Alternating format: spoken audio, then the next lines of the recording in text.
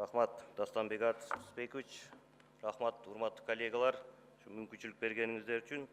Мен негизги маселелерге кайрылайын. Бул Баткен облусу боюнча бул эми жылда боло турган, жылда ай сайын, күн сайын болуп келген маселелер. Тилекке каршы Мухаммедкалы Дүйшекевич. Мен ушул жерде Ашырбек Мойдуновичке 2 ай мурда кайрылдым эле да.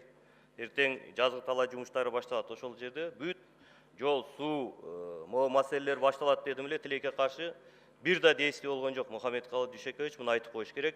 Мамлекет жергиликтүү бийлик тарабынан дагы, өкмөт тарабынан дагы. Жеңиш Парпич, сиз да олтурасыз. Бул уят.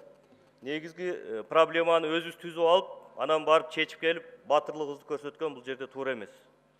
Мунун үстүнөн туура иштеп, ошо болбогон кичинекей маселелерин чечпегенин айынан ушул маселелер чыкты да. Ошон үчүн мен Карамат Бабашевна бир топ маселелерге кайрылып кетти. Мен негизгилерди айтайын. Мухаммедкалы Дүйшекевич, ошол Аксайдан Көкташ айылынан ары 200 миңден ашык калк жашайт. Лейлек району 180 миң, андан кийин Баткен районунун бир топ чоң мамлекеттери. Кечеги акал көрсөттү, биздин чоң районубуз анклавда калып калганда. Бул да биздин мурдагы чиновниктерибиздин кандай чебер сүйлөбөсүн, бирок алардын кол койгон документтери бул баары мамлекет үчүн чыккынчылык деп ойлойм. Ошон үчүн укук коргоо органдары да сиздер бул жактан юридикалык бааны беришиңиздер керек. Биз кыргыз жерин кантип өзүбүз арендага алабыз? Кыргыз жеринде өзүбүз куруп аткан жолду Жеңиш Парпич кантип бул жол эч кимге таандык эмес деп кол коебуз? Кыргыз жеридеги жолду биз кантип бул же тиги же бул мамлекетке тиешеси жок деп кол койгон, бул туурабы, туура эмеспи? Анда өзүбүз жана укук коргоо органдары юридикалык баа бериш керек. Мен айтып коеюн, урматтуу депутаттар, 2010 жылдан бери мына Баткен районунда эле Таштумшукта 103-түн 43-ü кошуна жарандарга сатылган. Ачык айтып коюш керек. 43-түн 67 участкасы кетти. Андан сырткары Көкташта 28 үй, 62 участка кетти. Жеке өрүктө Аксайдын жанында айтып коеюн. 37 үй курулду ошондон бери. Бир столовой, бир самсыкана, бир мойка, бир навайкана курулду. Лейлек районуна айтып коеюн. Максат айылында 31 гектар өттү. Сада айылында 9 гектар өттү. Кулунда айыл өкмөтүдө 28 гектар өттү. Биздин жайытты тажик жарандары 620 гектарды пайдаланып келатса, биз алардын жайытын болгон 160 гектарды пайдаланып келатабыз.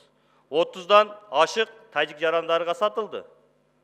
Качанга чейин биз өзүбүздүн бакубаттуулугубузду көрсөтпөй, абай абалга чарбалык жумуштарды айтпаганда өзүбүздү өзү коркутуп, элибизди да коркутуп олтурабыз. Ошон үчүн Мухаммедкалы Дүйшекевич, давайте анда биз коркок болсок, чечкиндүү кадам жайларга бара албасак, анда социалдык маселелерди чечейли. Жаңы жер айыл өкмөттө не только айдаганга суу, ичкенге суу жок. Өзүбүз жакшы билебиз ошону. Эми бул жердин азыр урматтуу депутаттар, биз жабык түрүндө кайрылып атканда да азыр мага бир топ мына жазып атышат телефонго. Биз качанга чейин жабык карайбыз дейт. Качанга чейин жабык карап ушул маселени же биз билбесек, же ачык билбесек, бул не деген мамлекетпиз?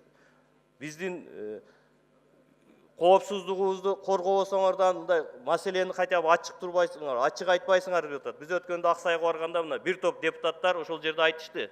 Анда биздин өзүбүзгө бергиле деди. Бүт ушу мамлекеттик органдарды алып чыгып кеткиле, биз өзүбүз коргойбуз деп атат ошол жердечи.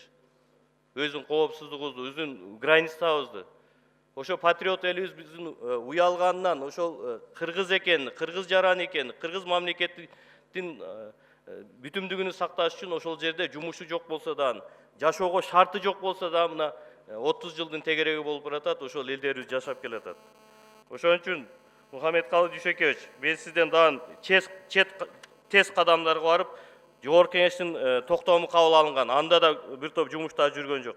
Ошол чегара, өзгөчө чегара статусу бар айылдарга бардык салыктардан бошотуп, чечимдүү кадам караш керек. Андан сырткары пенсия, айлык, ошол жерде жашаган адамдардын пенсиялары, бардык төлөмдөрдү, пособиясы барбы 2 эсе көтөрөлү. Өзүбүз жумуш орун түзүп бере албасак, коопсуздук сактай албасак, ошол жерде элди толуктап, ошол жерде маселелерин чечишибиз керек да. ошондой кадамдарга бир топ маселелер бар. Депутаттар бул жерде эми ачык айтканга болбогон маселелер бар. Ошон үчүн 10 секунд. чечимди дан аягында өкмөттөн парламенттен элибизге ачык маалыматты берип коюшубуз керек. Чоң рахмат. Рахмат.